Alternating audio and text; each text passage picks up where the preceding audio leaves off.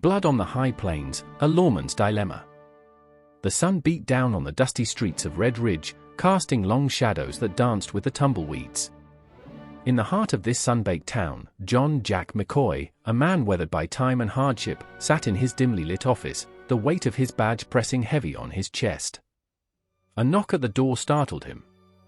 "Marshal McCoy," a voice called, "we got trouble brewing." Jack sighed, rising to his feet.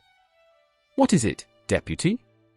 The young deputy, Billy, burst into the office, his face etched with worry. "A telegram from the capital. Senator Caldwell is headed our way, and there's a threat against his life." Jack's heart sank. Senator Caldwell was a rising star, but his progressive ideals had earned him powerful enemies. "Who's the assassin?" "They call him the executioner," Billy replied, his voice barely above a whisper. The name sent a shiver down Jack's spine. The executioner was a ghost, a phantom who left a trail of blood in his wake. Days later, a lone rider appeared on the horizon. Clayton the executioner Riley rode into Red Ridge like a specter of death, his cold eyes scanning the town. Word of his arrival spread like wildfire, and the townsfolk retreated indoors, their fear palpable. The day of the senator's arrival dawned hot and still. The town square was abuzz with nervous anticipation as the stagecoach carrying the senator rumbled into view. Jack stood at the ready, his senses heightened. With a suddenness that caught everyone off guard, the executioner emerged from the shadows, his gun blazing. Chaos erupted as bullets flew. Jack drew his weapon and returned fire, his instincts taking over. Amidst the pandemonium, the executioner vanished. Jack scanned the scene, his heart pounding. The senator was unharmed, but the assassin had escaped. That night, under the cloak of darkness, the executioner struck again.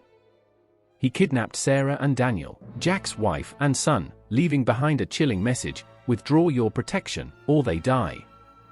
Jack's world crumbled around him. He was torn between his duty and his love for his family. The conflict raged within him, a battle between the lawman and the father. In the end, love triumphed over duty. Jack made a decision that would forever alter his life. He would defy his oath and rescue his family. He rode out into the wilderness, following the faint trail left by the executioner. Days blurred into nights as he pursued his quarry, driven by a desperation that gnawed at his soul. Finally, he caught up with the executioner in a ghost town. The two men faced each other, their eyes locked in a silent duel. "Let them go," Jack growled, his voice raw with emotion. The executioner smirked. "Not until the senator is dead." Jack's hand tightened on his gun. "You won't get away with this." The air crackled with tension as the two men circled each other. In a flash, the silence was shattered by gunfire. Bullets whizzed through the air. Jack fought with a ferocity born of desperation. The executioner, however, was a formidable opponent. The duel raged on, a dance of death played out under the unforgiving desert sun. In a moment of distraction, Jack lunged forward, tackling the executioner to the ground.